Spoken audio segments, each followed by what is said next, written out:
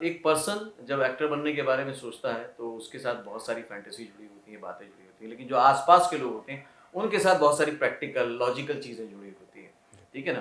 कि भाई बॉलीवुड में तुमको जानता कौन है, तुम्हारी किस्मत में है कि नहीं है, तुम्हारा कोई गॉडफादर नहीं है। तो ये चैलेंजेस आपको भी बताए गए थे? जब हमें उस ऑडिशन में बुलाया था तो कोऑर्डिनेटर ने बोला था कि प्रियंका चोपड़ा के साथ ऐड है। तो वहाँ बहुत बड़े-बड़े मॉडल्स आए थे। तो मैंने ऑडिशन तो दिया, लेकिन मैं अंदर से सोच रहा हूँ यार जो भी इसमें सिलेक्ट होगा यार नसीब वाला होगा। डायरेक्शन में अब जब कभी आपके सामने कोई नया एक्टर आ जाता है तो क्या कहीं ना कहीं अपना वो रूप नजर आता है जो शुरुआत में आपका था, वो इनसिक्योरिटी, वो थोड़ी सी नर्वसनेस, वो थोड़ा सा झिझक, या वो थोड़ी सा क्यों वाली बात? मैंने सोचा एक शॉर्ट फिल्म बनाता हूँ। तो लेकिन मैंने सोचा शॉर्ट फिल्में बहुत हैं। कुछ एक ऐसी शॉर्ट फिल्म बनाता हूँ जिसमें कोई डायलॉग नहीं हो। 8 मिनट की फिल्म या 9 मिनट की फिल्म जिसमें कोई डायलॉग नहीं और 2 कैरेक्टर हो। फिल्मों में एक्टिंग करते करते सीखे फिल्मों में एक्टिंग करना। Join films academy, the practical film school. WhatsApp करे अपना नाम और टाइप करे एक्टर और सेंड कर दे 8433666618 पर। हेलो फ्रेंड्स, वेलकम टू फिल्मी फंडे joinfilms.com। मैं हूं आपका अपना वीरेंद्र राठौर और आप देख रहे हैं बॉलीवुड का Google, join films YouTube channel. जब भी कोई आर्टिस्ट अपनी जगह बनाने की कोशिश करता है, पहचान बनाने की कोशिश करता है इस फिल्म इंडस्ट्री में, तो उसके साथ साथ जो स्किल्स होती हैं, उनके साथ साथ उसका जो अप्रोच का लेवल होता है, जो साइकोलॉजिकल स्ट्रांगनेस होती है, वो भी बहुत काम करती है। ये सब कैसे होता है, क्या होता है, बताने के लिए मेरे साथ हैं शहनवाज यानी कि Rufi Khan. Welcome to channel. जी। रूफी, एज एन आर्टिस्ट, ये बॉलीवुड आपको अट्रैक्ट क्यों करता है? Actually artist means what? Artist means to create. Right. तो बॉम्बे में जो भी आता है कुछ दिमाग में लेके आता है, कुछ सपने लेके आता है और यहाँ उस चीज को पूरा करने की कोशिश करता है। दैट मीन्स दिस हब जो बॉम्बे है, बॉम्बे क्रिएटर्स के लिए जो भी आता है, ये नहीं कि फिल्म्स के लिए, चाहे बिल्डिंग लाइन में आए, चाहे प्रोफेशन, जो भी प्रोफेशन हो, he has some dreams in his mind और अब वांट टू क्रिएट समथिंग। अब बॉलीवुड क्यों ज्यादा लोग आते हैं, बॉलीवुड के लिए आते हैं क्योंकि बॉलीवुड में बहुत सारी चीजें हैं जिससे कि अब you can create your imaginations. तो that is why Bollywood is attracting people who are very creative. जैसा मैंने शुरुआत में कहा कि अपनी जगह बनाना, अपनी पहचान बनाना, ये सोचना बड़ा आसान होता है जब ड्रीम में हम सोचते हैं, लेकिन जब हकीकत में बदलने के लिए निकलते जी। हैं तब कौन कौन सी दिक्कतें आई और उनको कैसे आपने चैलेंज को पूरा किया? हाँ, ये बात सही बोली आपने। एक होता है ड्रीम और फिर उस ड्रीम को पूरा करना, उस पे मेहनत करना, उस पे काम करना। सच में these are two different things. तो जब भी कोई यहाँ आए बॉम्बे में, मैं तो उसको ये बोलना चाहता हूँ कि डोंट बी इम्पेशेंट। ये नहीं कि आप आए बस। एक्चुअली मेरे साथ ही ये हुआ था। जब मैं आया था मैंने सोचा बस थोड़ा 4-5 महीने में ऐसे उधर इधर रहूँगा, 6 महीने के बाद तो फिर मैं आऊँगा, फिल्म में आऊँगा। ऐसा नहीं है। आपको सबसे पहले यहाँ अपने आप पे काम करना पड़ता है। अपने आप पे काम करने का मतलब ये है कि यहाँ आपको रहना सीखना है। यहाँ जिस हिसाब से आपको चीज़ें आती हैं, फॉर एग्जांपल आपने कोई ऑडिशन दिया, तो ये नहीं कि नेक्स्ट डे ही आपका वो कंफर्म हो जाएगा। नहीं, आपको वेट करना है उसके लिए। सही, ये ज़रूरी नहीं है कि अगर आपने एक्टिंग अच्छी की हो उसमें, ये ज़रूरी नहीं है कि आपकी एक्टिंग की वजह से आपका होना ही होना है। नहीं, हो सकता है आप उसमें फिट नहीं हो सकता है आपका समय ही नहीं है उस टाइम, ये भी कह सकते हैं। तो बी पेशेंट। जब भी यहाँ है टाइम स्लॉट लेके आए। ये नहीं कि मैं 1 साल मेहनत करूंगा, 1 साल मैं देखूंगा उसके बाद वापस जाऊंगा। नहीं, इज अ फुल टाइम। ये फुल टाइम आपको दिमाग में लेके रखना है कि नहीं, अगर मुझे आना है तो मुझे टाइम देना है यहाँ। एक पर्सन जब एक्टर बनने के बारे में सोचता है तो उसके साथ बहुत सारी फैंटेसी जुड़ी होती है, बातें जुड़ी होती हैं, लेकिन जो आसपास के लोग होते हैं उनके साथ बहुत सारी प्रैक्टिकल लॉजिकल चीज़ें जुड़ी होती हैं। ठीक है ना? कि भाई बॉलीवुड में तुमको जानता कौन है, तुम्हारी किस्मत में है कि नहीं है, तुम्हारा कोई गॉडफादर नहीं है। तो ये चैलेंजेस आपको भी बताए गए थे? एक्चुअली अगर ये सब चीज़ें मैं सोचता तो शायद मैं आता ही नहीं। मैंने ये सोच के रखा था कि मुझे आना है, वहाँ देखा जाएगा क्या होगा, लेकिन मुझे टाइम देना है। मैंने ये सोचा था। और actually I am an engineer. I did my engineering from Aligarh university. उसके बाद इनफैक्ट मैं डैड से ये बोल के आया था कि मुझे बॉम्बे में नौकरी लगी है। सोचिए। और मुझे ओएनजीसी से भी ऑफर आया था। वो कॉल लेटर भी है। मैं ओएनजीसी ऑफिस गया ही नहीं इंटरव्यू के लिए, इस डर से कि शायद मेरा हो जाए, क्योंकि I am a distinction holder in my academic जो इंजीनियरिंग की है मैंने।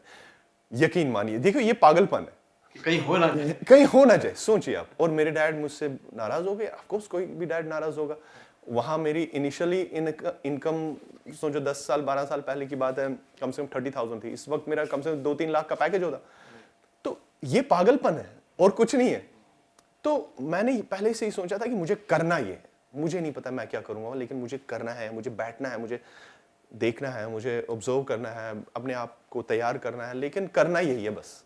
तो ये एटीट्यूड होना चाहिए। ये जो तय किया, इरादा बनाया और जो पागलपन था, जी। इसके बाद जो पहला मौका मिला, वो पहले बार जब कैमरा फेस किया, वो मोमेंट क्या है? अरे पूछिए मत। मैं एक ऐड मिला, तो क्रिकेट का ऐड था।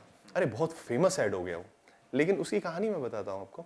जब मुझे बुलाया गया, इनफैक्ट ऑडिशन लिया और हो गया मेरा। मुझे नहीं लगता ऑडिशन में शायद मैंने अपना नाम ही बोला। कुछ ऑडिशंस ऐसे होते हैं कि आपके इंट्रोडक्शन से भी हो जाता है, may be your face look like that. अच्छा, उसमें जो बॉलर जो था वो मेन बॉलर था। फास्ट रिलीफ की ऐड थी, आप उसको टाइप भी कर सकते।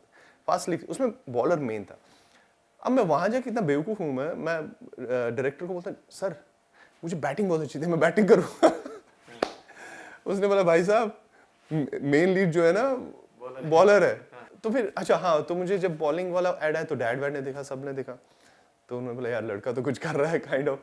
लेकिन ये नहीं पता था कि यहाँ वो तो एक शुरुआत थी, ऐसा नहीं कि उसके बाद चीज़ें आसान हुई। उसके बाद रिजेक्शंस, बहुत सारे रिजेक्शंस हुई।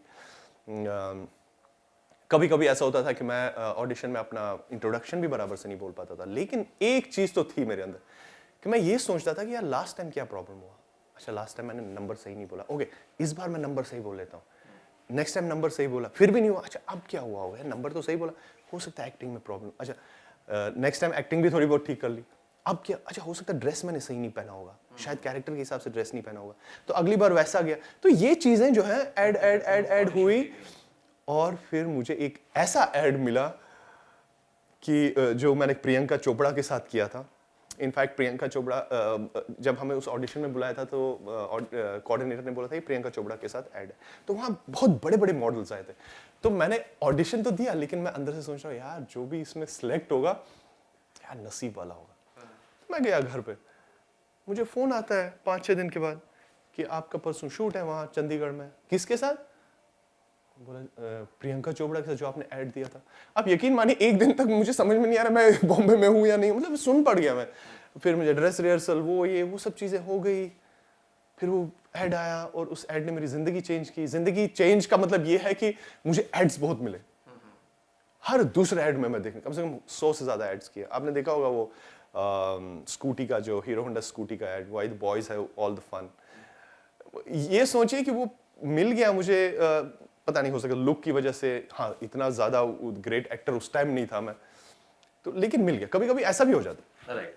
इसके साथ साथ आपने जो एड फिल्म के साथ साथ और प्रोजेक्ट्स किए, वो कौन कौन से? जी हाँ, उसके बाद मैंने एड्स तो फिर मैंने बहुत किए। उसके बाद मैंने फिल्म्स करना चालू किया।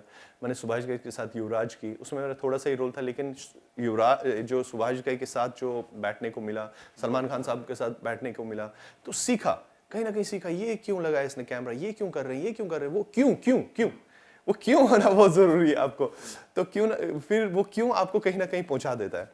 तो उसके बाद रमेश रोहन सिप्पी साहब के साथ मैंने नौटंकी साला की, इनके साथ आपने आयुष्मान जी के साथ, आयुष्मान खुराना, उनके साथ वो एक वर्कशॉप था जब फिल्म स्टार्ट हुई, उससे पहले 15 दिन का वर्कशॉप था, उसमें बहुत सीखने को मिला। फिर बहुत सारी फिल्में की, एज अ मेन लीड भी बहुत सारी फिल्में की, कुछ चली नहीं, कुछ थोड़ा बहुत मार्क बनाई, ये चलता रहा। तो कहीं ना कहीं वो चीज़ें आई कि कैसे बनती हैं फिल्में, क्या होती है, वो चीज़ें दिमाग में थी। तो एक पहले रूफी वो थे जो खुद को एक्टर साबित करना चाहते थे, बनना चाहते थे, अब वो बन गए, करते करते सीखते गए और करते गए। अभी और कौन से मकाम ऐसे रह गए हैं जो बाकी हैं और पूरे करने? देखिए, मैं जो भी कुछ करूँगा इसी लाइन के आसपास करूँगा, मैं कुछ अलग नहीं करना चाहता हूँ, क्योंकि मैं ये समझता हूँ कि अगर आप अपनी ज़िंदगी का वक्त दो तो एक ही चीज़ में दो। ये नहीं कि आज आप एक्टिंग कर रहे हैं, कल आप पता चला वो सब्जी भी बेच रहे हो या कुछ और चीज़ें आपने स्टार्ट की, बिजनेस स्टार्ट किया, या तो मैं ये कह रहा हूँ अगर आपको बिजनेस करना है तो बिजनेस में ही दो, वो भी एक बहुत बड़ा स्टडी है। अगर आप फिल्म्स में हो, फिल्म्स के आसपास कुछ चीज़ें करो। फॉर एग्जाम्पल राइटिंग चालू करो। अगर आपको सिंगिंग आता, हो सकता कभी कभी you discover yourself as a singer, singing, composing करो, मतलब कुछ भी, कोई भी चीज़ करो, it should be in the films only, तो वो आपको हेल्प करेगा। क्या इसी सोच के साथ आपने डायरेक्शन की भी शुरुआत? हाँ, डायरेक्शन एक्चुअली क्या हुआ, मैंने सोचा एक शॉर्ट फिल्म बनाता हूँ, तो लेकिन मैं सोचा शॉर्ट फिल्में बहुत हैं, कुछ एक ऐसी शॉर्ट फिल्म बनाता हूँ जिसमें कोई डायलॉग नहीं हो, 8 मिनट की फिल्म या 9 मिनट की फिल्म जिसमें कोई डायलॉग नहीं और 2 कैरेक्टर हो। तो फिर मैंने एक फिल्म बनाई हु डाइज, हमने कश्मीर में शूट किया, इस बिटवीन एक मिलिट्री का इंडियन आर्मी गाय और एक कश्मीरी मिलिटेंट है, दोनों बहुत ज़्यादा जख्मी हैं और एक घर में फंसे हुए हैं, दोनों एक दूसरे को मारना चाहते हैं लेकिन मार नहीं पा रहे हैं क्योंकि बहुत जख्मी है। तो वहाँ क्या होता है, there is a big message of peace and all, तो वो चीज़ मैं क्रैक कर पाया उस स्टोरी। अब उस चीज़ को मैं फेस्टिवल्स में मैंने डालना चालू किया और I got awards, I got New York international film festival, I got Iran international film. यार मैंने कहा यार एक्टिंग में मैं 10 साल से हूँ, मैं तो आज तक एक अवार्ड फंक्शन में नहीं गया और यहाँ मैंने ये 10 मिनट की फिल्म बनाई, यार बीइंग कॉल्ड फ्रॉम एवरीवेयर। तो मैंने सोचा लेट्स स्टार्ट डायरेक्शन ऑल्सो। तो आज ये हाल है कि अभी मैं 7वीं फिल्म शूट करके आया। मेरी फिल्म अमेजॉन पे है, हॉटस्टार पे मेरी 2 फिल्में हैं, इनाम है, इनाम is the name of the film, और हु डाइज और good shot, those on Hotstar पे।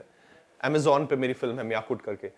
तो ये सिलसिला अभी, और उसमें बहुत मज़ा आ रहा है, तो मैं उस ऑप्शन को भी अपने साथ रख रहा हूँ और एक्टिंग की दुकान तो खुली है। एक्टिंग चल रही है। डायरेक्शन में अब जब कभी आपके सामने कोई नया एक्टर आ जाता है तो क्या कहीं ना कहीं अपना वो रूप नजर आता है जो शुरुआत में आपका था, वो इनसिक्योरिटी, वो थोड़ी सी नर्वसनेस, वो थोड़ा सा झिझक, या वो थोड़ी सा क्यों वाली बात?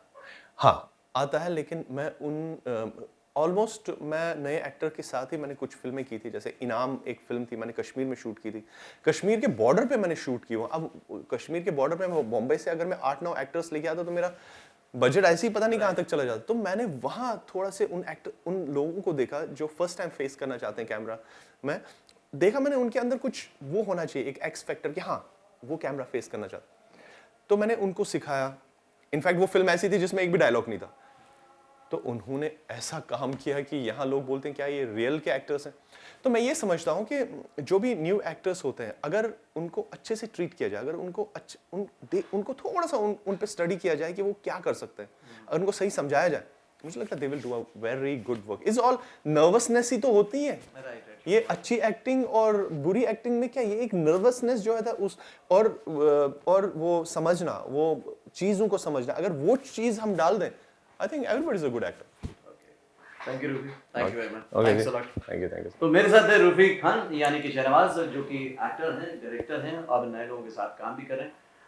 बातचीत में बहुत अच्छी अच्छी बातें निकल के आई, हमेशा की तरह कंक्लूड कर देता हूँ। पहली बात तो ये कि आपको अपनी ताकत एक जगह पे ही लगा देनी चाहिए, जैसा उन्होंने कहा कि एक ही प्रोफेशन में, एक ही फील्ड पे लगाएंगे तो रिजल्ट ज़्यादा अच्छा आएगा। नर्वस होना बुरी बात नहीं है, अगर नर्वसनेस रहेगी तो आप क्यूरियस रहेंगे, आप क्यों के पीछे भागेंगे, और अगर आप कैलकुलेट करेंगे, एनालाइज करेंगे, रियलाइज करेंगे कि पिछली बार मेरे से क्या गलती हुई थी, सिर्फ उस गलती को सुधारते चले जाएंगे तो आप भी सक्सेसफुल हो सकते हैं, हर हाल में हो सकते हैं। फिर अगर आप में पागलपन है, उस पागलपन को अगर आप कैलकुलेटिव वे में आगे लेके बढ़ते हैं तो आपको काम भी मिलना शुरू होता है। रिजेक्शन सबके साथ होते हैं, क्योंकि सफलता उसी को मिलती है जो रिजेक्शन होने के बाद रुकता नहीं है, चलता चला जाता, जैसे कि उन्होंने अपनी जर्नी में बताया। आपने क्या सीखा, क्या समझा, मुझे कमेंट करके जरूर बताइए। अगले वीडियो में फिर से मिलता हूँ, तब तक के लिए देखते रहिए, सीखते रहिए, जमे रहिए। All the very best. आप भी एक्टर बन सकते हैं, अपने घर शहर से शुरुआत कर सकते हैं। सीखिए फिल्म एक्टिंग और फिल्मों में काम करने के तरीके, अपने बजट और टाइम के अनुसार। जॉब स्टडी के साथ बनाएं बॉलीवुड में करियर। जानना चाहते हैं कैसे? तो जॉइन फिल्म्स एकेडमी को व्हाट्सएप पर मैसेज टाइप करें, एक्टर, योर नेम और सेंड करें 8433666618 पर। Join films academy, the practical film school.